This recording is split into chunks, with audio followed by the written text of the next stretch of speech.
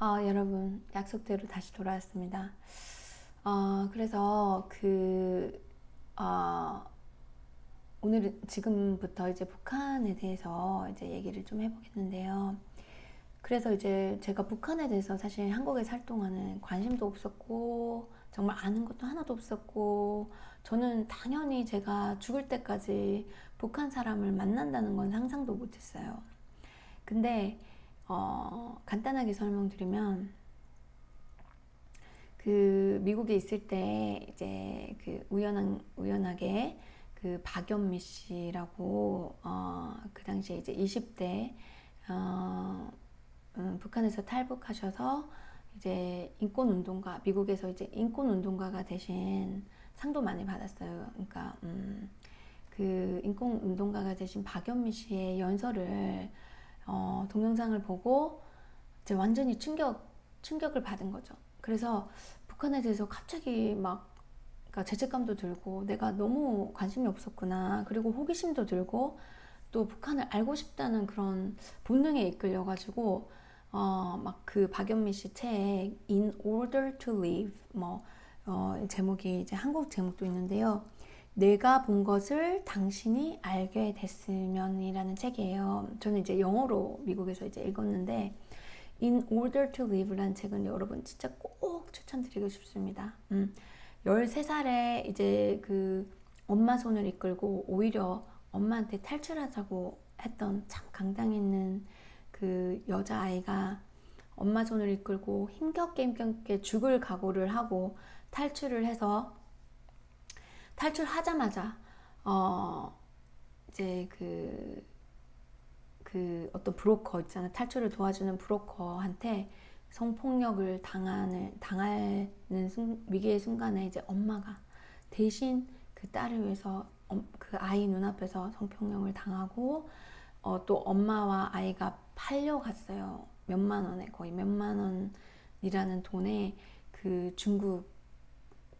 중국에서 팔려가서 이제 헤어졌다가 이제 다시 몇 년 만에 다시 만나서 정말 힘겹게 한국으로 탈출을 했고 또 이제 한국에서 대학을 들어가서 다니고 있다가 이제 미국으로 건너와서 운동가가 됐고 지금 이제 뉴욕에 거주하고 계신 것 같더라고요. 제가 그분을 만날 기회가 있었는데 하필 이제 그때 초청을 받았었는데 몸이 안 좋아서 뉴욕에 못 갔어요. 그래서 참 아쉬운데 이제 그분하고 활동하시는 분들도 이제 제가 워싱턴 DC에 북한 인권 세미나에 가서 이제 좀 사람들을 알게 됐는데 미국 북한 인권 단체 봉사하시는 미국인 변호사가 이제 저하고 이제 알게 되고 그분 이제 생일에 초청을 받았는데 이제 이 박연미 분도 거기에 이제 오셨었는데 제가 갔으면 인사라도 했을 텐데 저 그때 못 가가지고 되게 아쉬웠어요. 어쨌든 그래서 이제 그분은 아직도 활발하게 활동하고 계시고 근데 이제 그분 연설을 여러분 제가 그 링크를 꼭 저희 설명란에 남겨놓을게요. 책 이름이랑 그래서 꼭 들어가 보시고요. 사실 북한 얘기를 하자면 또 방송 분량이 뭐 하루 종일 걸려도 다 못하는데 간단하게 집약적으로 말씀드릴게요. 그래서 북한의 실상을 알고 싶어서 막 이분 책도 읽고 다큐멘터리도 다 찾아보고 그 다음에 또 워싱턴 DC에 북한 인권운동 하시는 분들도 만나고 얘기도 나누고 세미나도 가고 또 심지어는 LA에 있는 그 싱크탱크 북한의 가장 전문가라고 또 알려진 그 박사님이 있어요. 그래서 북한 문제 싱크탱크의 그 박사님도 만났고 또 LA에 가가지고 그 북한 탈북인 단체 협회 그 회장님이랑 거기에 또 많은 회원들 가족들 이렇게 만나고 한 일주일인가 일주일인지 지금 좀 기억이 안 나는데 하여튼 되게 좀 며칠 동안 이렇게 함께 많은 시간을 보내고 또 북한 연구하시는 그 싱크탱크 미국인 박사님하고도 제가 이제 연결도 시켜드리고, 예, 인사도 시켜주고, 이제 뭐 인터뷰도 하고 그랬거든요. 근데 저 나름대로 이제 또 이제 북한에 대한 실상을 한국 사람들이 좀 많이 알았으면 좋겠다라는 또 그 바람에 막 방송에서 북한 얘기도 한창 하기도 했었어요. 근데 그 이제 막 방송이 또 전문 그 생업이 아니다 보니까 또 먹고 살기도 힘들고 또 그때 막 몸도 안 좋아지고 하면서 방송이 흐지부지 돼가지고 참 항상 마음 한켠으로는 죄책감을 가지고 있었는데요. 왜냐면 그 제가 그 북한 LA에서 북한 사람들하고 만나고 대화하고 같이 정말 정말 가슴 아린 그런 경험을 했는데 항상 죄책감이 들었거든요. 그분들을 위해서 내가 아무것도 해줄 수 없다는 게. 그래서 그분들은 저한테 또 많은 기대를 이렇게 해주시고 하셨는데 거기에 기대에 부응하지 못하고 정말 내 일상에 너무 그냥 지쳐서 살아오는 게 항상 매일매일 가끔 그분 생각들이 많이 나요. 특히 생각나는 거는 제가 이제 오기 전에 이제 다시 저는 이제 펜실베니아에 살았거든요. 그래서 비행기 타고 펜실베니아 오기 전에 이제 마지막으로 그 헐리우드 산을 같이 올랐어요. 그 인권 탈북인협회 회장님이랑 또 거기에서 또 되게 똑부러지신 여자분이랑 30대 여자분 그 북한 분이랑 저랑 이제 세 명이서 헐리우드 산을 같이 올랐는데요. 그 여자분은 슬리퍼 있잖아요. 그 우리 그 뭐지 이렇게 뒤에가 이렇게 막히지 않은 슬리퍼를 신고도 산을 너무 잘 올라가시는 거예요. 진짜 막 하나도 힘들어 보이지도 않는 거예요. 너무 씩씩하게 그 뭐 회장님도 마찬가지고. 근데 저는 막 색색거리면서 이러면서 땀 뻘뻘 흘리면서 이제 막 힘들어가지고 막 헥거리면서 올라가는데 야 진짜 제가 이제 와 북한 분들 이렇게 체력이 강하냐고 그런 농담도 막 하고 그랬는데 아무래도 힘든 삶을 살아오고 또 그 북한에서 목숨 걸고 탈출을 하실 때도 막 또 진짜 막 그 아까 박연미 분은 책에 보니까 그 사막을 정말 그냥 불도 없어가지고 별만 바라보고 계속 진짜 하루 내내 걸었다 그러더라고요. 그러니까 그런 어떤 탈출할 때의 그런 스토리들이 다 너무 진짜 영화 같은 거예요. 정말 상상할 수 없는 그런 힘든 걸 겪어서 그런지 몰라도 체력이 대단했습니다, 진짜. 지금도 감탄이 나요. 생각이 생생해요. 그래서 이제 헐리우드 산을 올라가가지고 그 진짜 석양이 너무 아름다웠거든요. 내려올 때 같이 내려올 때 사진도 많이 찍었어요. 근데 그때 이제 우리가 내려오면서 통일을 꿈꾸면서 하는 말이 참 이제 그분들은 왜 이렇게 똑같은 민족인데 북한은 왜 이렇게 됐을까 하시면서 한숨을 쉬시면서 이렇게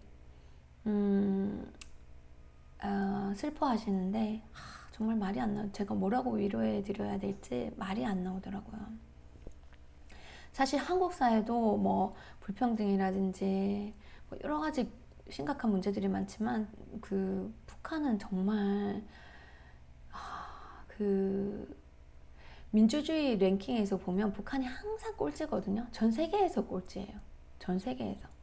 그래서 북한은 진짜 정말 북한에서 사시는 분들은 너무너무 진짜 가슴 아파요. 너무너무 가슴 아프고 그분들의 삶은 정말 우리 한국 사람들은 정말 상상할 수 없는 상상을 초월하는 삶을 살고 계셨더라고요. 지금도 그렇게 살고 있는 사람들도 많고 억압과 가난과 공포와 그리고 세뇌 방송 그리고 굶주림 불평등 막 이런 거에 너무너무 진짜 모든 진짜 세상에 나쁜 악은 다 모여 있는 거죠. 독재와 그리고 거기에 독재에 반하는 소리를 하면 감옥을 가거나 이제 총살을 당하고 그 공개적으로 총살을 당한대요. 그 박연미 씨 책에 의하면 친구 엄마가 한국 그 드라마를 보다가 들켰는데 그 마을에서 공개 처형을 이제 총살을 당하셨는데 공개 처형을 할 때는 7살 이상은 무조건 그러니까 필수적으로 참관해서 봐야 된대요. 그러면 그 보는 순간 이제 총을 여러 발을 쏴서 이렇게 사람을 죽이는 광경을 다 억지로 보게 해서 공포에 떨게 해서 반발할 수 있는 그런 저항할 수 있는 세력을 완전히 막고 또 연좌제라는 끔찍한 진짜 세계 유례 찾아볼 수 없는 그런 연좌제라는 게 있는데 그게 뭐냐면 자기가 어떤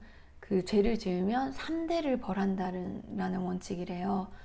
부모, 자식 그냥 3대를 그냥 다 만약에 이제 내가 정권에 반하는 행동을 하잖아요. 그러면 내 아이까지 어린아이 할 것 없이 그냥 감옥에 같이 가서 거기서 굶어 죽거나 그렇게 살다가 네, 그렇게 그냥 인생을 마감한다네요. 그래서 정말 비인륜적인 진짜 상상도 할 수 없는 그런 비인륜적인 행태가 벌어지는 게 북한 사회였습니다.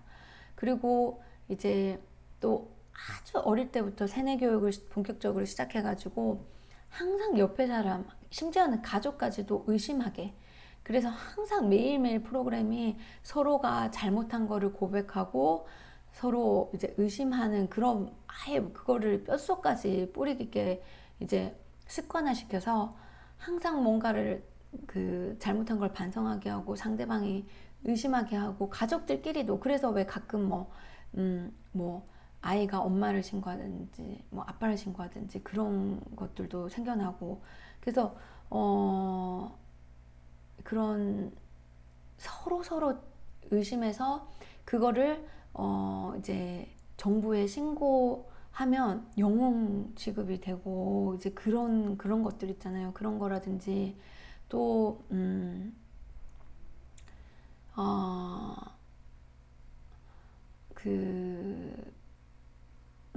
그리고 평양이나 그러니까 각각 지역에서 이제 자기가 사는 지역에 다른 지역으로 갈 때도 퍼밋이 필요하답니다. 허가증. 그러니까 예를 들어서 내가 뭐 다른 지방에 살면 평양에 가지 못해요. 여러분들 영화 중에 설국열차 보셨죠? 저도 되게 재밌게 봤었는데 그 설국열차 보면은 칸마다 이게 다 클래스가 나눠져 있잖아요. 그러니까 딱 그거랑 비슷해요. 그러니까 평양에 아무나 갈 수가 없고 평양에 갈 수 있는 허가권을 끊어야 된답니다.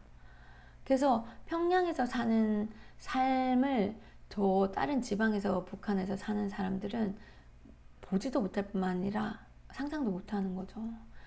그래서 어떻게 보면 그 북한 안에 아주 소수의 기득권들이 누리는 그런 삶은 대부분의 그냥 북한 사람들은 그냥 꿈도 꾸지 못하는 그런 삶인 것 같더라고요. 그래서 정말 그리고 일단 그 1990년대 제가 가장 또 충격받은 건 너무 많지만 충격받은 것 중에 하나가 1990년대 말에 이제 그 기아 사태가 있었는데 이제 고난의 행군이라고 이제 일컬어졌다 그러는데 그때 한 300만 명 넘는 그 북한 사람들이 굶어서 돌아가셨다고 합니다. 사실 그건 저도 진짜 한국에 있을 때 잘 몰랐거든요.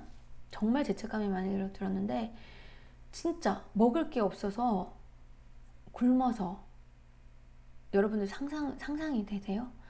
먹을 게 없어서 아이들 삐쩍 말라가지고 정말 죽어가는 그런 사진들 제가 찾아보고 경악을 했습니다. 정말 너무너무 슬프고요. 진짜 제가 북한에 대해서 몰랐다는 게 너무 죄책감이 들었습니다. 근데 그때 이제 김대중님 정권에서 뭐 이렇게 조금 도왔다고 하는데 그 북한 분이 하시는 말씀이 그때 남한이 도와줘서 자기한테 혜택이 온 거는 딱 그 명절 땐가 쌀밥 한 그릇 딱 나오고요. 그 뒤로 아무것도 없었답니다. 그러니까 그 진짜 부패된 정권에 아무리 쌀을 퍼주고 뭐 지원을 해주고 그러니까 어떤 인도 행위적인 지원을 해줘도요, 그 부패된 정권들은 그거를 그 자기 국민들한테 제공하지 않는 게 대부분인 것 같더라고요. 어, 제가 그걸 어디서 겪었냐면은, 제가 예전에 수년 전에 그 IT 있잖아요. 지진이 난 그 IT에 봉사하러 갔었는데, 그때 지진 후 2년 후였는데도 아직도 그 IT의 포르프린스라는 그 도시는 완전히 텐트에서 사람들이 흙위에서 살고 물도 없고 뭐 음식도 없는 그런 엉망진창이었어요.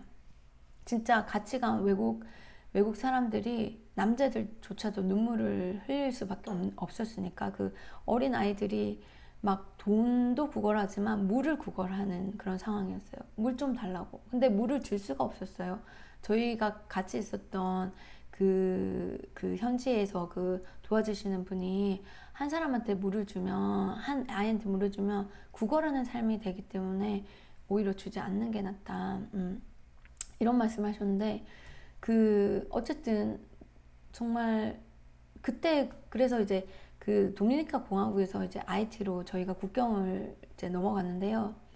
그때 트럭이 이제 막 구호물품을 싣고 IT로 많이 넘어가려고 했는데 거기서 국경에서 돌려보내더라고요. 그러니까 돌려보내고, 그래서 왜 저렇게 돌려보내나 했는데, 하여튼 그 자세한 건 모르지만 그 IT도 정보가 굉장히 부패됐다 하더라고요. 그래서 그런 구호 물품이 제대로 전달도 되지도 않고, 어, 그리고 그 부패된 정권에서 다 그냥, 자기네들끼리 그냥 다, 어, 그냥 중간에서 다 가로채고, 그 정말 포르프렌스에서 그 사는 사람들한테는 전혀 혜택이 가지 않는 것 같더라고요. 거기도 사실 뭐 해외에서 많은 그 물품이 들어왔는데도 불구하고, 제가 본 그 포르프렌스는 정말 먹을 게 없으니까 아이들한테 행복을 주기 위해서 흙을 구워서 흙 쿠키를 만들어서 팔고 있을 정도였습니다. 제가 그래서 너무 충격을 받아서 그 흙 쿠키를 미국에 올 때, 죄송합니다. 미국에 올 때, 사가지고 와서 저희 아이한테 보여주고, 저희 아이가 그 미국 학교에, 그때 초등학교 때였는데, 가져가서 선생님이 그 반 아이들 전체에게 보여주면서 설명을 했었다 그러는데요. 어, 그리고 막 진짜 옛날에 우리 6.25 이후에 저는 모르지만 막 꿀꿀이죽 막 그런 거 먹었다 그랬잖아요. 진짜 그런 게 막 그 텐트 사이에 보니까 그런 거 끓여놓은 그런 그 이제 그런 흔적들이 여기저기 있었고, 흙 위에서 이제 다들 그냥 텐트 치고 자고 있었고요. 그리고 막 7, 8살, 9살 정도 돼 보인 아이가 막 온몸에 흙이 다 묻어가지고 그냥 공사판에서 일하고 있었고, 어, 물이 없어서 제가 물도 막 아이들이 구걸하고 있다 그랬잖아요. 먹을 것도 없고. 그러니까 그 정부에서는 구호물품을 받아도 그 전달이 안 되는 것 같더라고요. 북한도 그랬다고 합니다. 그러니까 아무리 우리 정권에서 이렇게 많이 줬다고 하지만 그게 그 북한 일반 주민들한테는 가지 않았다고 하네요. 그래서 저는 우리나라에서 그런 인도적인 차원에서 어, 그, 그 행해지는 그런 물품들, 그런 걸 보내는 걸 그렇게 전 달갑게 생각을 안 한 이유가, 제가 이런 걸 많이 듣고 또 많이 경험하다 보니까 정말 부패된 자기네 국민들을 자기 정권에 반한다고 그냥 총살해서 죽일 수 있는 이런 정권에서 그 국민들이 굶어 죽어 가는 걸 그냥 방관했다 하더라고요. 그때 그 고난의 대행군 때. 그런 정권이 과연 국민들을 위해서 우리가 주는, 세계에서 주는 구호 물자를 국민들한테 전달을 할까라는, 오히려 그 자기네 기득권 그 정권을 유지하기 위한 그런 데 쓰는 게 아닐까라는 의문이 항상 들죠. 실제로 또 어떤 뉴스에서는 그 구호 물품들을 북한 정권에서 다른 제3 나라들에 팔아서 그걸 돈으로 만들어서 오히려 뭐 그 핵무기 개발이라든지, 또 자기네들 이제 보호하는 군인들 뭐 그런 거기 이제 그런 군대에 이제 투자를 했다는 얘기들도 있더라고요. 그러니까 그래서 이제 사실 우리가 그냥 쉽게 생각하면 어, 이제 인도적인 차원에서 우리가 많이 도와줘야 된다 이런 주장도 많이 하잖아요. 그런데 그 정권이 어떤 정권인지 우리가 그걸 좀 냉철하게 판단해야 될 필요가 있는 것 같아요. 그리고 만약에 구호 물품을 준다고 하면 그 감시를 잘해야 돼요. 그게 정말 그 북한 주민들한테 가는지 아닌지 우리가 그 뭐 유엔이든 세계 구호 물자든 그런 단체에서 따라가서 확인을 하는 게 중요한 것 같아요. 그냥 주고 끝나는 게 아니라 정말 그게 전달이 되는 것까지 감시를 하고 확인을 하지 않으면 절대 전달이 된다고 우리가 낙관해서는 안 된다. 그게 진짜 중요한 포인트 중에 하나고요. 근데 이제 그렇게 하려고 하는 걸 북한 정권에서 많이 막는다고 하더라고요. 그렇게 끝까지 감시하고 이제 그게 전달이 되는지 한번 체크를 해보려고 하는데 그걸 이제 못하게 하는 경우는 또 이게 뭐 그걸 강제적으로 할 수가 없으니까요. 어쨌든 그래서 이제 그러한 정말 끔찍한 만행들이 일어나고 있는 게 북한입니다. 그래서 정말 억압하고 억압받고 진짜 아기 때부터 세뇌를 당하고 큰 소리 내지 못하고 아무런 반항을 하지 못하는 그런 사회. 그리고 인터넷도 못 쓰잖아요. 인터넷도 아예 없고 차단돼 있고. 그래서 그 박연미 씨가 그 책에서 하는 말이 자기는 어릴 때 자기가 항상 부모가 이제 엄마가 항상 조용하라고 들으니까 사람들 들으니까 조용하는 게 살 길이다. 그렇게 안 하겠어요? 왜냐면 잡혀서 감옥 가고 또 총살 당할 수도 있는데. 그래서 항상 그래서 자기가 어릴 때는 자기가 머릿속 안에 생각하는 것도 그 정권 그 김씨 정권에서 들을 수 있다고 그런 능력이 그런 신적인 능력이 있다고 진짜 100% 믿었다고 합니다. 그런 어떤 세뇌 교육을 당한 상태에서 그게 깨었던 게 탈출을 하고 나서 그 어떤 제가 갑자기 책 제목이 생각이 안 나네요. 그 되게 유명한 책을 읽고 나서 마침내 그 북한 사회에 대해서 이해하게 됐고 자기가 얼마나 세뇌를 받았는지 알게 되면서 그 어떤 그런 영혼의 상처를 극복할 수 있었다고 합니다. 그래서 그 이후로는 북한에 대해서 객관적으로 북한 정권에 대해서 객관적으로 볼 수 있었고 이제 용기를 내서 그 정권의 위협에도 불구하고 진짜 용감한 인권운동가가 돼서 정말 열심히 활동하고 계시는데요. 정말 북한은 진짜 정말 우리가 상상할 수 없을 만큼 억압돼 있고 정말 이렇게 처음에는 뭐 공산주의라는 그런 어떤 이상을 가지고 시작을 했는지 모르겠지만 지금은 공산주의도 아니고 이상적인 사회주의도 아니고 독재 전체주의, 독재 전체주의의 민주주의가 전 세계에서 꼴찌인 나라다. 여러분들이 뭐 가끔 이런 분들이 있더라고요. 제가 좀 놀란 게 뭐냐면 정말 북한의 실상이 이렇게 끔찍하고 많은 전 세계 사람들이 정말 북한 주민에 대해서 가슴 아프게 생각하고 북한의 인권에 대해서 인권을 이제 향상을 위해서 막 북한 인권 운동이라든지 그 유엔에서 막 북한 인권에 대한 그런 주장 많이 제기하고 북한의 정부에 대해서 규탄하는데 상황에서 제가 가끔 이런 사람들을 만나거든요. 뭐 어떤 그 한국의 한 젊은이가 그래도 북한 요즘 많이 달라졌어요. 그래도 평양은 그저 저러 잘 살아요. 또 어떤 분은 뭐 북한을 스스로 자립하려고 노력하는 약간 북한에 대한 긍정적인 그런 얘기 뭐 그래서 뭐 꼭 나쁜 것만 아니다 이런 얘기를 하시는데 그건 진짜 북한 사회에 대해서 정말 너무 우리가 몰라서 그런 것 같아요. 그분들이 뭔가 나빠서 그런 게 아니라 우리 주변에 여러분들 부터 또 주변에 한번 보세요. 우리 북한에 대해서 사실 관심을 가지지 않는 사람이 대부분이었잖아요. 저도 한국에 살 때 그랬고, 그러니까 북한을 모르는 상태에서는 북한에 대한 정책, 대북 정책이 진정한 정책이 나오기도 힘들고, 또 북한을 잘 모르는 상황에서 북한에 대한 그런 그 얘기를 나눌 때 좀 모순적인 그런 얘기를 많이 하게 되는 거죠. 그래서 우리가 정말 그 앞으로 평화를 추구하고 차후 통일을 바란다면 우선 가장 먼저 해야 될 거는 북한에 대한 공부를 해야 된다. 모든 국민이 진짜 학교에서도 북한에 대한 공부를 이제 타부시할 게 아니라 정말 있는 그대로 북한에 대해서 공부하고 토론하고 북한 사회에 대해서 충분한 이해를 갖는 게 가장 중요한 것 같아요.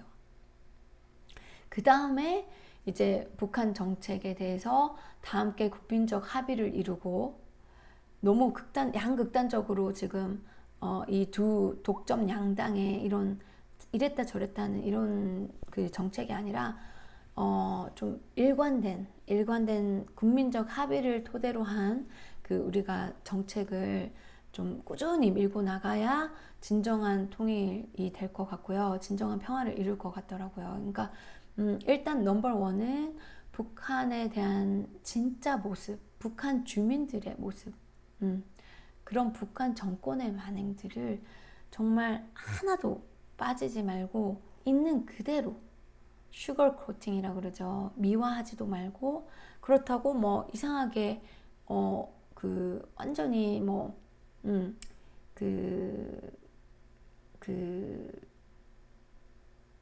또 무조건 그냥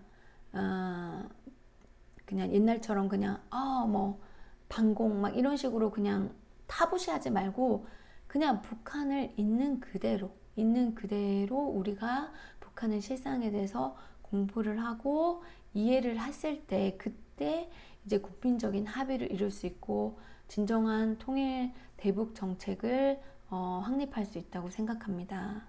사실 우리나라 그 정치 이런 뉴스들을 보면 너무 대북 정책을 가지고 양극단을 달리고 있는데요. 그건 정말 소모적인 거라고 생각합니다. 예. 그래서 사실 대북 정책은 정말 그 민감하고 참 어렵죠. 어려운 정책인데, 그래도 그 정책이 좀 제대로 최선을 다해서 제대로 만들어지려면 일단 모든 대한민국 사람들이 북한에 대해서 제대로 알아야 된다. 저는 그렇게 주장을 하고 싶고요. 사실 이 대북 정책에 관해서는 좀 더 자세히 다음 방송에서 한 번 더 이제 방송 분량이 또 길어지기 때문에 한 번 더 얘기를 하겠습니다. 그러니까 일단은 여러분들한테 제가 말씀드리고 싶은 거는 북한에 대해서 먼저 우리가 같이 알자는 겁니다. 북한에 대해서 알지 못하고 북한의 대북 정책에 대해서 뭐 논할 수 없다는 거는 엄연한 사실이고요. 지금 당장이라도 우리가 그 북한에 대해서 공부를 해야 된다. 예. 가장 첫 번째 부담 없이 시작할 수 있는 거는 제가 아까 말씀드렸던 한국어로 나와 있는 책이 있어요. 박연미님의 내가 본 것을 당신이 알게 됐으면. 그리고 쉽게 동영상으로 누구나 볼 수 있게 제가 링크를 올려드릴 테니까 그 박연미 씨의 옛날 좀 몇 년 지났죠. 그 이제 그 북한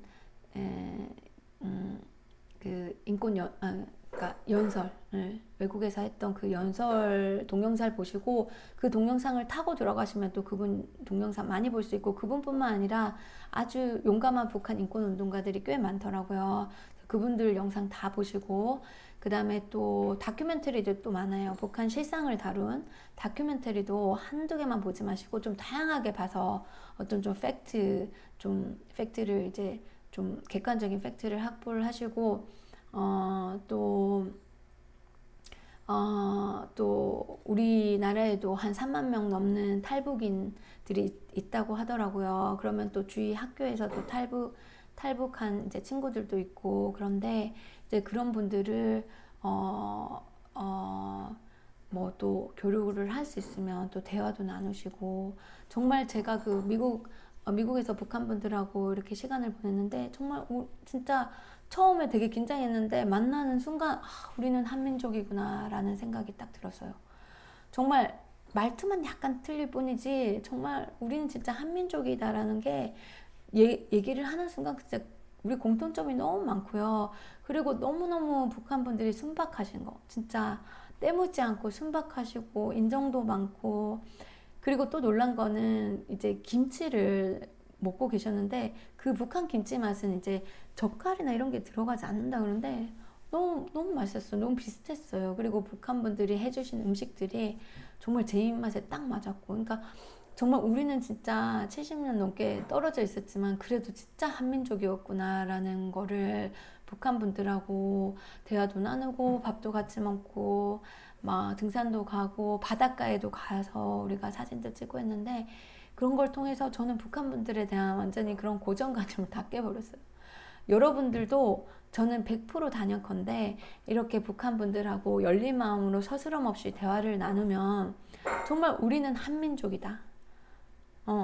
이런 슬픈 분단을 꼭 극복하고 북한이 민주화를 이루어서 북한인들 스스로 민주화를 달성해서 북한 정권을 몰아내고 그 정말 정상적인 북한이 돼서 우리랑 다 함께 이렇게 평화 통일을 할 수 있는 그런 시기가 꼭 빨리 왔으면 좋겠습니다. 아마 여러분들도 그런 경험을 하시면요 정말 절실하게 통일을 바라는 그리고 북한의 모든 주민들 2,500만 명의 우리 주민들이 이 억압된 상황에서 탈피해서 자유를 누리고 마음껏 자기 의견을 표출하고 또 인간다운 삶을 살 수 있고 꿈을 꿀 수 있는 그런 날이 꼭 올 거라고 저는 확신합니다.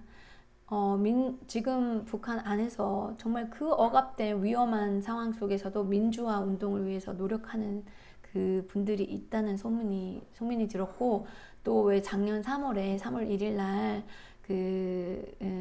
지금의 정권의 만행을 이제 지금 된 정권은 우리의 정권이 아니다 해서 북한의 그 임시 정부를 이제 만들고 그 발표를 했었잖아요. 그때 뉴스에도 잠깐 나왔었고 이제 유튜브 보니까 전문이 나와 있던데 여러분들 찾으면 찾을 수 있어요. 그래서 북한의 그 민주화를 위해 희생하시는 용감한 북한 분들 또 미국 분들도 도와주신 분들이 있다고 하시던데 외국 분들도 정말 화이팅입니다, 여러분. 진짜 꼭 북한의 민주화 꼭 이루시고요. 여러분들 할 수 있고 우리 한국 사람들도 정말 많이 기원하겠습니다. 그래서 다음에 북한 정책에 관해서는 더 자세히 또 다루도록 할게요. 앞으로 많은 토론 이루어졌으면 좋겠고요. 다음 시간에는 제가 또 어떤 주제를 가지고 얘기를 해볼까 이제 생각을 했는데 지금 또 한창 부동산 그 정책 때문에 좀 시끄럽잖아요. 그래서 한번 주거에 대한 얘기를 한번 해보도록 하죠. 과연 그 복지국가에서는 주거를 어떤 개념으로 받아들이고 어떻게 모든 사람들이 주거에 대해서는 어떤 주거의 기본권을 잘 누릴 수 있게 좀 선진 정책이 되어 있는지 또 다음 시간에 한번 얘기해 보도록 하겠습니다. 그러면 여러분 오늘도 행복한 시간 되시고요. 다음 시간에 또 만나 뵐게요. 안녕히 계세요.